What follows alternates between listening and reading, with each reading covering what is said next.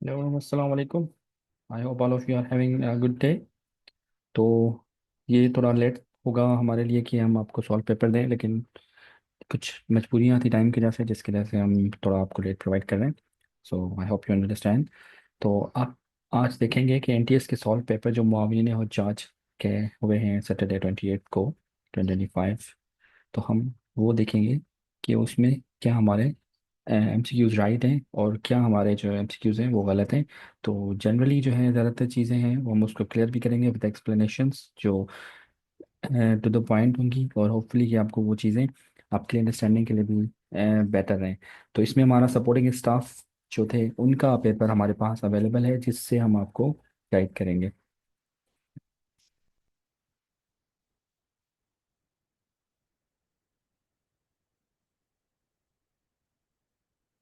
तो सबसे पहले हमारे पास एक क्वेश्चन आ रहा है एप्टीट्यूड टेस्ट वर्बल रीजनिंग में, जिसमें कह रहा है कि complete the sentences by choosing the most appropriate word from the given letter choices A to D below each. अब इन तमाम में से आपने क्या करना है, ए से डी तक जो भी आपको ठीक लग रहा है, आपकी नज़र में ठीक है, आप उसमें से टिक करें। तो यहाँ पे जो राइट आंसर आ रहा है वो हमारे पास फर्स्ट का आ रहा है।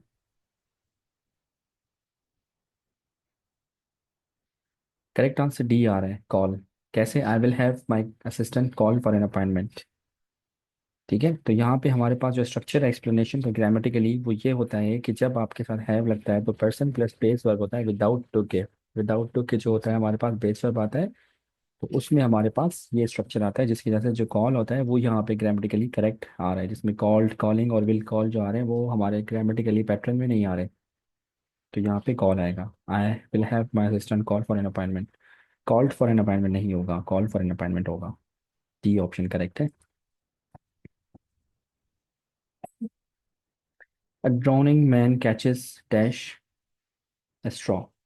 तो यहाँ पे हमारे पास ऐड आएगा, ये एक हमारे पास ईडियम है जिसकी कंप्लीट ईडियम की मीनिंग ये है कि इसका मतलब होता है जब कोई डेस्परेटली ट्रबल में होता है तो वो हर तरह से ट्राई करता है कि वो किसी भी तरह से उसको हेल्प मिले। ठीक है, तो वो उसको डेस्परेटली जब ट्राई करता है तो उसमें लिखा हुआ है ड्रॉनिंग मैन कैचेस एट ए स्ट्रॉ। तो वो किसी भी चीज़ को नहीं देखता, वो ट्राई करता है कि मुझे हेल्प मिले। तो हमारे पास थर्ड क्वेश्चन है, there is a no harm but there is a no harm in meeting him. तो इन मीटिंग हिम यहाँ पे कॉमनली यूज होता है इन। कॉमनली यूज होता है यहाँ पे नो हार्म इन। हम जो कहते हैं ना कि इस चीज़ को करने में कोई तकलीफ नहीं है, इस चीज़ को करने में, तो इन जो होता है मोस्टली हमारे पास यहाँ पे यूज होता है, तो यहाँ पे इन आएगा, डी।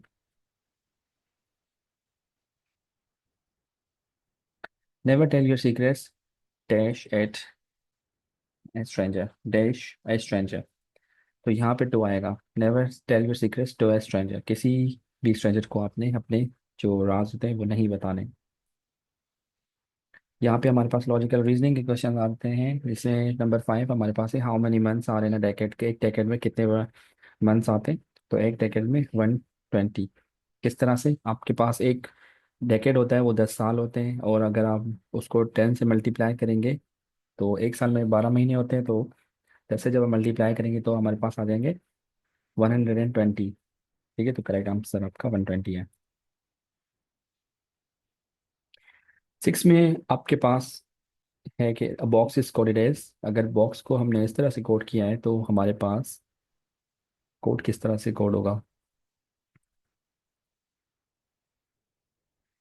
देखिए, ये मूविंग फॉरवर्ड की स्ट्रेटजी यूज हुई है कि बी से आगे सी डी है, ओ से आगे पी क्यू और एक्स से आगे वाई जेड। तो इसी तरह से हमने इसको यहाँ पे अप्लाई किया है कि सी से आगे डी ई, ओ से आगे पी क्यू, ए से आगे बी सी और टी से आगे यू वी। तो हमारे पास जो ऑप्शन डी है वो करेक्ट है यहाँ पे। D E P Q B C और यू वी। क्वेश्चन 7 देखते हैं हम। इसमें हमारे पास क्या कह रहे हैं कि विच one of the following things does not belong with others. अब इसमें देखिए हमारे पास जो लैंड एनिमल्स हैं वो तीन है, हॉर्स डॉग और कैमल लैंड एनिमल्स हैं, और फिश हमारे पास जो है वो एक्वेटिक एनिमल में आता है। तो फिश हमारे पास ऑड है। Which one of the following does not which belongs most likely these three a saw a hammer a file. ये जो तीन चीज़ें हैं इसकी तरह कौन सी चीज़ है जो इन तीनों से सिमिलर है या इनकी कैटेगरी में आ सकती है? तो बॉटल तो इनकी कैटेगरी में नहीं आता, पेन भी नहीं आता, फॉर्क भी नहीं आता, ये डिफरेंट डिफरेंट चीज़ें हैं। फिर स्क्रू ड्राइवर आपके साथ आ सकता है, हैमर के साथ, सॉ के साथ और फाइल के साथ आ सकता है। स्क्रू ड्राइवर आपका आंसर यहाँ पे करेक्ट है, सी। यहाँ पे आपको सॉल्यूशन दिया हुआ है क्वेश्चन 9 का, देखें। ठीक है, तो 16.9 आपका ऑप्शन यहाँ पे करेक्ट है, डी ऑप्शन 16.9। यहाँ पे आपका ऑप्शन दिया गया है 3 माइल्स। अगर हम 12 माइल से 75% देखते हैं तो उसका बनता है 9 माइल्स, तो 3 आपके पास रिमेनिंग है, तो आपका 3 आंसर ए आता है। इसको देखिए आपके सामने, जो हमने सॉल्व किया हुआ है, 125 रन आते हैं इसमें। ठीक है, इसका आपका आंसर 125 रन है। क्वेश्चन 12 का आपका जो आंसर है वो क्या है यहाँ पे। हम सबसे पहले एवरेज फाइंड करेंगे, एजेस देखेंगे उनकी, find there edges 4 years ago. पहले उनकी कितनी एज थी, 27.5 को अगर एवरेज है तो 2 से मल्टीप्लाई करेंगे तो 55 आ जाता है। तो उसके 55 में हमने 8 ऐड कर दिया, 63 आ गया। तो बोथ की एजेस क्या बन गई, 63। 63 को हमने फिर सॉल्व किया यहाँ पे, तो हमारे पास आंसर आया 3। 3 को हमने मल्टीप्लाई किया 5 से, तो आपके पास 15 करंट एज आ गई, तो 15 है।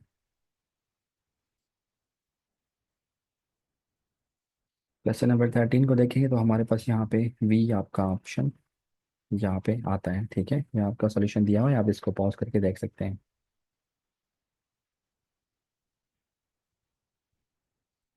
इसी तरह से आपका यहाँ पे 2 आता है ऑप्शन, यहाँ पे राइट आंसर आपका। यहाँ पे आपका राइट आंसर क्या आता है, वाई। ठीक है, तो आप इन चीज़ों को पॉज करके एक्सप्लेनेशन देख सकते हैं। 16 का आपका आंसर वी आता है।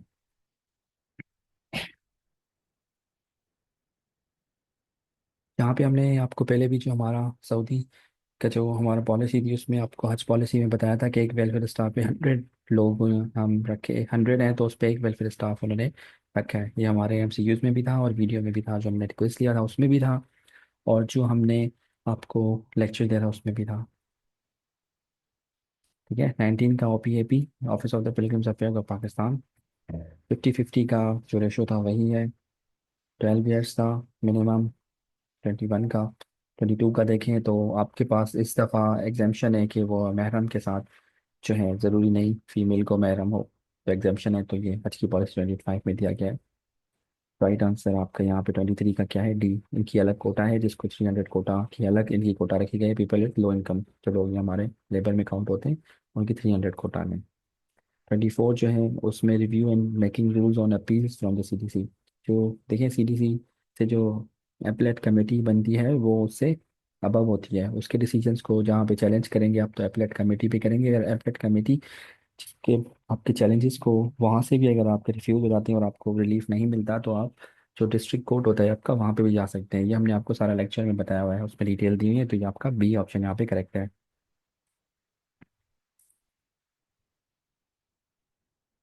क्वेश्चन 25 का आपके पास बी ऑप्शन है। कभी भी विदाउट लिसनिंग HEO की जो वायलेट अगर करेगा तो उसे ऑप्शन दिया जाता है उसको प्रूव करने का, रीज़न देने का। तो आप ये उससे राइट नहीं छीन सकते कि आप उसे विदाउट किसी बात के सुने और आप पर्सनल हियरिंग में उसे आप सस्पेंड कर दें विदाउट एनी रीज़न, या उसे छोड़ दें। तो वहाँ पे आपका जो प्रॉपर सबसे सस्पेंशन होगा, या उसको निकालना होगा, या उसका लाइसेंस प्रो जो है रिवोक ऑफ करना होगा, कुछ भी करना होगा, तो आपने पहले उससे पूछना है, तो वो प्रॉपर हेयरिंग के बाद होगा। तो बी ऑप्शन आपका करेक्ट है। 26 में आपका सुपरवाइजिंग फाइनेंशियल अकाउंट और जो ये इसका काम नहीं होता, ये ऑडिट का काम होता है। ये ऑडिट या फाइनेंशियल इंस्टीट्यूशन हमारे जो भी हैं वो देखते हैं इस चीज़ों को। तो ये डायरेक्ट डिवीजन कंसर्न का काम नहीं होता।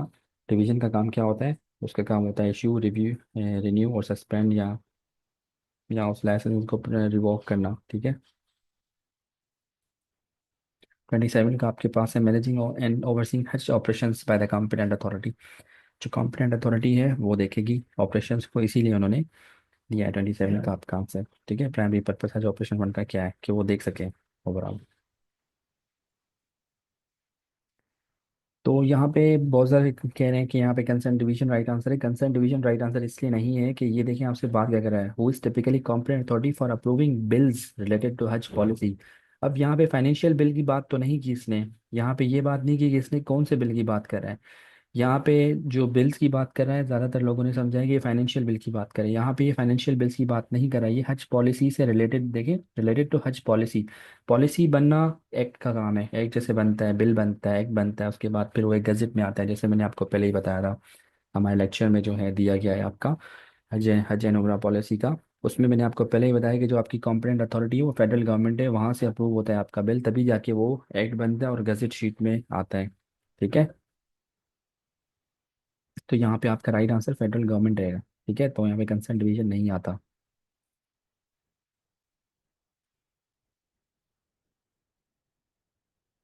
29 में आपका ऑप्शन जो है यहाँ पे, तो हज का जो कहीं पे भी अगर कोई भी आपने ऑफिस, मेडिकल ऑफिस बनानी है सेंट्रल एरिया से बाहर, तो आपने मिनिस्ट्री ऑफ हेल्थ से परमिट लेना है। ठीक है, तो मिनिस्ट्री ऑफ हेल्थ आपको देगा सऊदी अरब का, ठीक है, वहाँ पे परमिट देगा।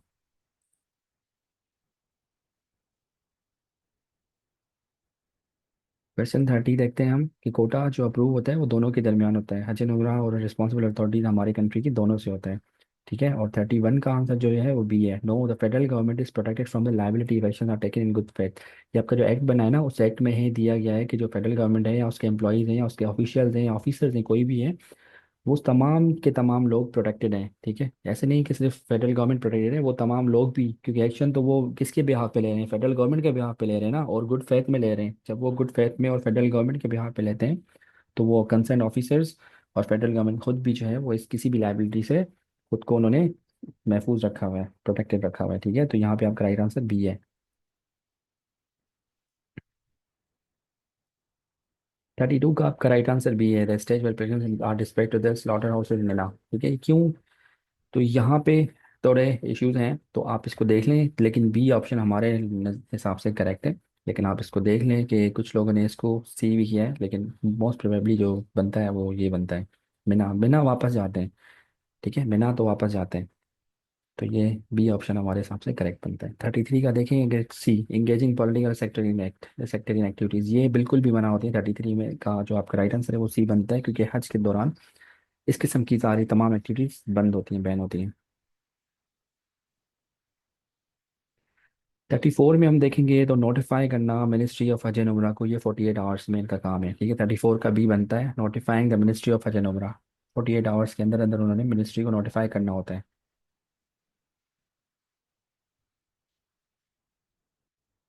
35 का सऊदी सिविल डिफेंस जो है वो रिस्पॉन्सिबल होता है पिलग्रिम्स की सेफ्टी और सिक्योरिटी के लिए। ठीक है, लेकिन आपका जो ऑफिस होता है ना, पिलग्रिम्स अफेयर्स ऑफिस या दूसरे जो भी आपके कंसर्न है, वो उन्हें सपोर्ट करते हैं, उनकी सपोर्ट होगी। लेकिन जो मेन रिस्पॉन्सिबल होगा वो सऊदी होगा, सऊदी सिविल डिफेंस होगा। 36 का आंसर है महाता, और 37 का डी है 18 to 24 आवर्स।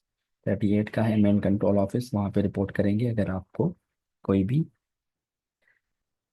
जो है, आपको कोई भी मतलब कि शिकायत है, अगर आपका कंसर्न जो असिस्टेंट है या कोई भी है जो कंसर्न पर्सन है, वो अगर नहीं करता आपको गवर्नमेंट का, तो आप उसका मेन कंट्रोल ऑफिस में कंप्लेंट कर सकते हैं। 39 का भी मेन कंट्रोल ऑफिस है। 39 अगर वायलेट करता है, मिसकंडक्ट करता है एज असिस्टेंट, तो आप 39 में करेंगे, और आपका जो लोकेटेड है ये मेन ऑफिस, 38 का आंसर वो मक्का है। ठीक है, क्वेश्चन नंबर 40 का आपका है B half circle, semi circle भी कह, सर्कुलर कह सकते हैं इसको, ये हाफ सर्किल भी कह सकते हैं। तो 40 का आंसर आपका बी है, हाफ सर्किल। 41 का आपका आंसर है C, the day when pilgrims travel to Mina and prepare for Hajj. 42 का आपका करेक्ट आंसर है डी, एनिमल सेक्रीफाइस। ठीक है, ये हनफी स्कूल ऑफ थॉट के हिसाब से जो एनिमल सेक्रीफाइस है वो ऑब्लिगेटरी नहीं है, ये रिकमेंडेड है, मतलब मुस्तहब है, लेकिन कंपलसरी नहीं है। 43 का आपका राइट आंसर है सी, द डेजिग्नेटेड बाउंड्री और point where pilgrims must assume ihram for Hajj और उम्रा, उसको मीकात कहते हैं। 44 का आंसर देखिए हमारे पास है, बाय फॉलोइंग द दोस्तों एप्लीकेशन अपॉइंटमेंट, आपको वहाँ पे रियाजुल जन्ना में जाने के लिए पहले अपॉइंटमेंट लेना पड़ता है और एक अपना टाइम बनाना पड़ता है।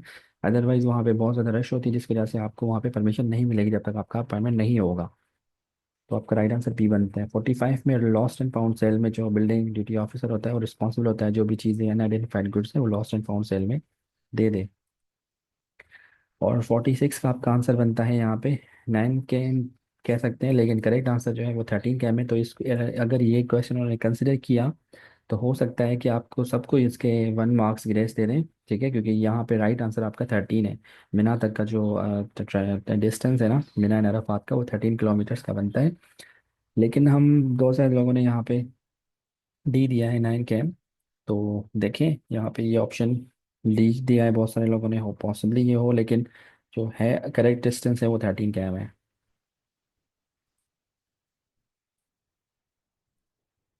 उसके बाद अगर हम देखेंगे तो 47 का आपका आंसर है यहाँ पे 8 जिलहज। और 48 का करेक्ट आंसर है 20 to 25 डेज। 49 का करेक्ट आंसर है 9th डे ऑफ जिलहज। 50 का करेक्ट आंसर 7 पेबल्स। और 51 का है C10th ऑफ जिलहज आफ्टर फजर, ठीक है, फजर की जो बिगनिंग होती है ना आफ्टर सुबह सादिक, तो वो आपका होगा सी, आपका ऑप्शन करेक्ट है।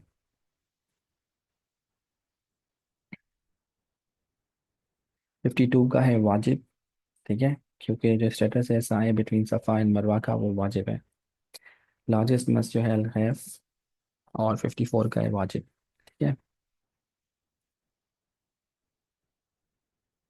55 का करेक्ट आंसर है 12 जुलहज, 12 जुल्हिज्जा।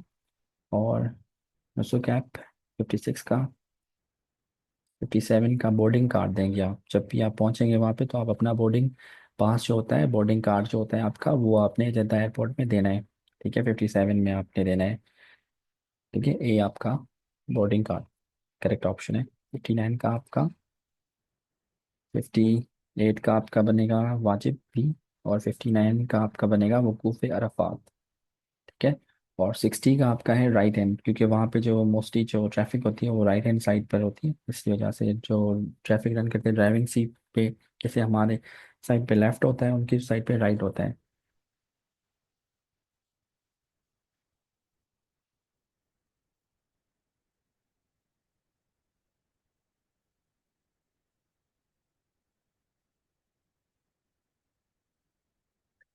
व्हाट्सएप कॉल जो है वो ज़्यादातर रेस्ट्रिक्टेड है सऊदी अरब में, तो यहाँ पे आपका राइट आंसर बनता है 61 का व्हाट्सएप। तो मैक्सिमम जो वेट है आपका वो ले सकते हैं, वो 7 kg आप लेके जा सकते हैं। 63 में आपका जो करेक्ट आंसर है वो आपका बी है। 64 का आपका करेक्ट आंसर है, वो भी बी है। तो आगे जो क्वेश्चन हैं वो आपके पर्सनैलिटी और फ्यूचर वर्क परफॉर्मेंस को असेस करेंगे, ठीक है, तो उसकी वजह से साइकोलॉजिकल असेसमेंट इन्होंने रखे हैं। तो देखें उसमें क्या कह रहा है, choose one of the options A to E that best describes you for each question, there are 32 question. A strongly agree और ई स्ट्रांगली डिसएग्री। तो ये क्यों उन्होंने लिए हैं, क्योंकि देखिए जो मावनीन हज्जाज या सपोर्टिंग स्टाफ, उनके लिए रिफ्लेक्ट करनी चाहिए क्वालिटीज़ कौन सी, attention to detail, adaptability, team work, customer service, stress management, accountability. ये 5 क्वालिटी 6 क्वालिटीज़ जो भी हैं आपकी, ये आपके अंदर रिफ्लेक्शन होनी चाहिए, क्योंकि आप फिर उसके बाद में जो आप मावनीन हज्जाज के लिए बेटर फिट हैं।